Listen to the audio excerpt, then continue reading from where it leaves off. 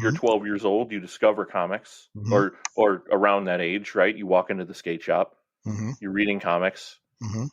Between then and 2001, where did Dirk go? We all grow up, so where was it going to go? What direction were you thinking about? What were you thinking was going to be your life? Was it always going to be writing?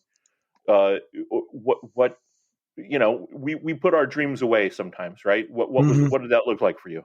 I'm way too stubborn to put away my dreams. I love stories.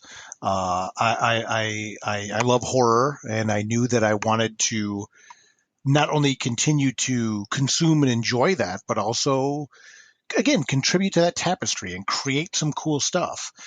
But I'm also very big on the idea of doing your homework and being a student of the game. And by that, I mean, seek not, seek not to imitate the masters, but seek what the masters sought. I loved Stephen King growing up, Edgar Allan Poe, Ray Bradbury. I eventually got into like Ellison and things like that. Obviously, the mythos and the world building and the philosophy of horror of people like H.P. Lovecraft was influential. Franz Kafka, George Orwell, things like that. But I read a lot, and I just ingested a lot of die horror stuff, but dystopian stuff and all that throughout junior high, things like that, high school. I have notebooks full of stories I'd written, prose stories, and then I contributed work to like literary magazines and stuff like that. By the time I got to college, I did not major in writing because it's not that you can't go to school for writing and learn to be a better writer. But to me, I also knew that you get to be a better writer by writing. And I think you can have certain inherent skills that you can build upon. But I did, on the side, go into journalism. And the reason I went into journalism was because I wanted to keep my hand moving. That being said, I went into journalism on the side without ever taking, to this day, a journalism class in high school or college. Because again, I'm like, I just want to do this thing and I'm going to do it. And that was the bane of the existence of some of my peers who were journalism majors and things like that, and talking about the inverted pyramid. And this was really before like Google was a thing and stuff like that, because I'm old, but like, well, you don't even write the inverted pyramid, like, so I would start by doing, I wanted to do entertainment journalism. I'm also a very, very big proponent of the arts and music. And I wanted to like cover local music and things like that. But they had an entertainment guy. They said, but we are looking for a columnist, an op-ed guy. I said, okay, I'll do that. That's fine. Get me in the door. I'll do that. So I started writing op-ed columns. And again, learning my voice, mastering the concept of voice in writing, which, I think was especially valuable in like Right or Wrong. But, I was keep my hand moving. But what was interesting was because I never took journalism class, I didn't know that one of the things they do is if you, back then, and I'm dating myself, they would put the paper together on these big boards. And they would literally print the article and cut it out and tape it or glue it onto this board. And then, for example, depending on how much ad space they sold, they'd say, like, give me like 10 inches a copy. Okay. But maybe they sold some more ads at the last minute or a picture wanted to be bigger or whatever. If your article ran too long, they cut off the bottom. Now, the way I wrote op-ed columns, that wouldn't necessarily work. Obviously, you want to do things like use parallel structure and begin and end and kind of bring it together full circle. And I would write in that fashion. But then I come to find out, I'm like, wait a minute. I remember one of the earliest ones I read, it just stopped. And I didn't get to the punchline at the end. And I'm like, wait a minute. What the heck is this? They said, oh, your column came to you. So I went to the production wing and they showed me, well, yeah, if it runs too long, we cut it off the bottom, blah, blah, blah. And I go, oh my gosh. I go, I don't write that way. They said, well, how do you know? And they said, well, it depends on how much ad space, blah, blah, blah. So I would write the column. And then the date before my column would run, I would stay and I would hang out with the production people. And I learned all about putting the magazine together and stuff like that, which a little of that I also learned in high school from helping run the high school literary magazine. But they said, okay, Dirk, it looks like you're going to be about 4 inches over. I would then go back to the CTR, like these proto computers, Yeah. and rewrite it so I could edit it down to fit properly rather than just cutting off the bottom. And like, Dirk, you got 20 minutes. And I'm sitting there like, yeah, I know, like typing, typing as fast as I can and stuff like that, So I ended up doing that. And I became a fairly prominent and celebritant, I guess, at my college for the op-ed columns I did and things like that. The entertainment guy quit within a week or two, so they begrudgingly gave me that beat. So I started doing that, doing a lot of work with local musicians, but then also started to branch out to do a lot of work with up-and-coming bands of interest. So I was working with bands like Marilyn Manson, but when he was just coming up on his first record and his second record, Korn, Kid Rock, the Insane Clown Posse, like that era of musicians. I was working with all of them coming up on their first record when they were still mainly catering to the college scene. Graduated college, continued to work at that point, I was working for several local music magazines and things like that as well.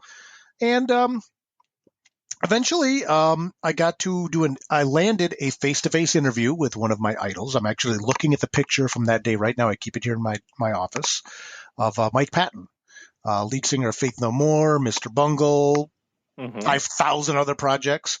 And he was always very skittish about doing interviews in person. But I got to do an interview with him in person because I was able to get a hold of him. I may or may not have been mistaken as one of Mr. Bungle's roadies and just kind of went with it long enough to get access to him. But I got to talk to him about he formed a new record label. And he was not keen to talk about his band work per se, but he was very interested in talking about his record label. So I got to do the face-to-face interview with Mike Patton, and then I recognized I've reached the top of the mountain. I got to talk to and talk art and talk creation with one of my idols, one of my heroes. I guess I should probably get back to that comic book thing now. And that was it. So now we're at 2001. Now we're at 2001, and I started writing. I love short horror stories. Guys like Stephen King. I think he's rarely better than when he's writing short stories. Agreed. Again, Harlan Ellison, a master of the form. Ray Bradbury, Edgar Allan Poe, and at the time, short stories and horror were really ghettoized in comics, which I found fascinating because when you look back at the history of the medium was largely built on short form horror. And anybody that writes will tell you a good short story is harder to write than a good long story.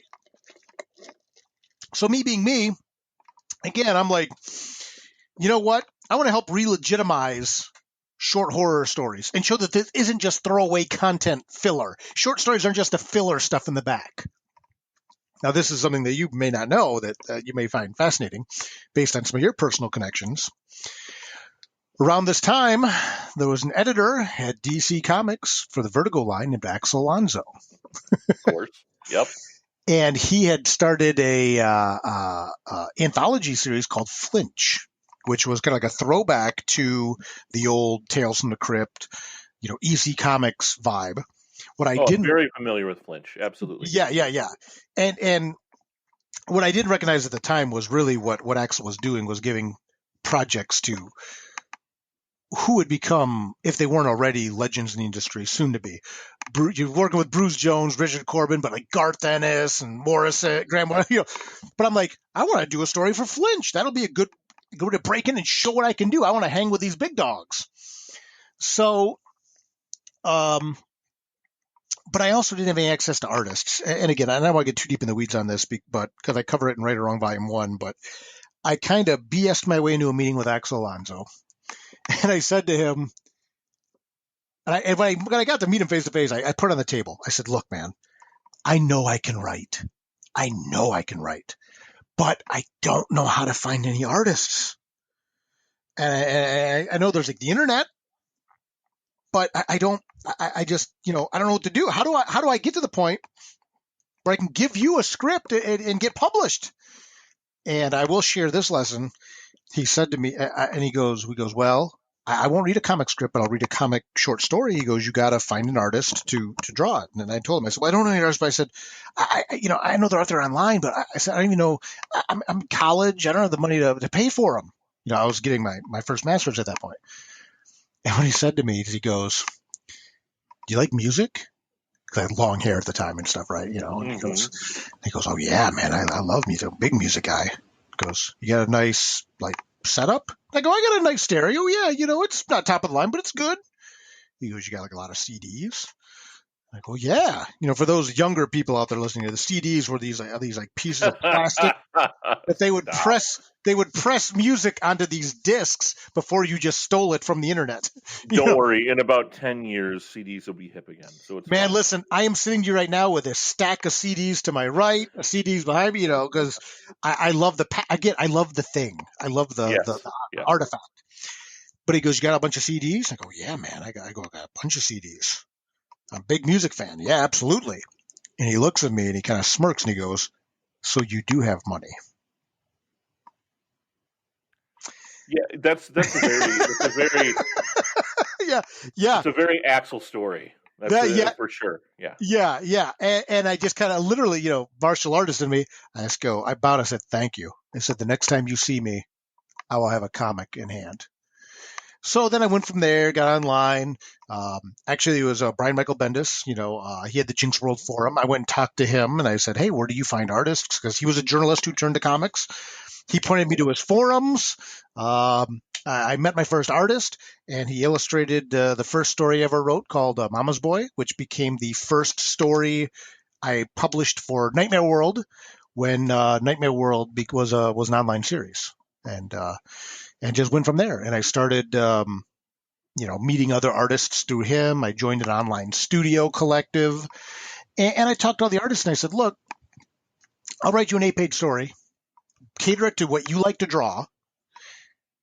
We both have a piece for a portfolio. We can both now show people like Axel Alonso, the editors of the world, the publishers of the world, that we can make comics. And it's 8 pages. And I said, what I'll do, and again, this is like 2002 at this point, 2001, 2002. I said, I'm going to publish 2 pages a week every Thursday so that every month we'll have a new 8-page story. Okay. I said, this will be a walking portfolio for all of us. And that's how Nightmare World started. And it grew and it grew and it grew and became over a 50-story thing over multiple years and multiple artists and artists coming back and like, that was fun. You want to do another story? I'm like, yeah. And I never did get right for Flinch. Never really wrote for Axel for that matter. But I was eventually able to give him a copy of Nightmare World, which was pretty awesome. I just kept going from there. And now here I am with half plus of a spinner rack full of my own comics and talking to you, my friend. So we're coming up on 15 years since your first published work, right? Gee, let me think. Oh God. Yeah. Well, and that's published in print. Right. We started publishing. Yeah. I was one of the OGs of publishing online. So I know. I did a little research. Yeah. And what you like, if you were to pick up a Nightmare World book today, what you see in that book oftentimes is what we were publishing online in 2002. High quality, not pixel art, 8-bit strips, not little comic strips, autobiographical. Oh, this is me doing my thing. I mean, fully realized comic book pages, 2 pages a week every Thursday. So really in that sense, it's been almost 20 years, 2 decades. So before we move on, yes, sorry. Give me the greatest hits from 2007 to date. What are when you look back on your career up to this point, you look back on these titles and go, okay, this was a turning point because of this. This opened the door to this thing. I'm a big proponent of, and not to sound too mystical or spiritual, but everything happening for a reason. And what I keep finding in my own life is that one thing inevitably leads to the next, right? Absolutely. And I know that seems really rudimentary, but when you really dig into the bones of what that means, if you didn't go and meet with Axel Alonso, do you ever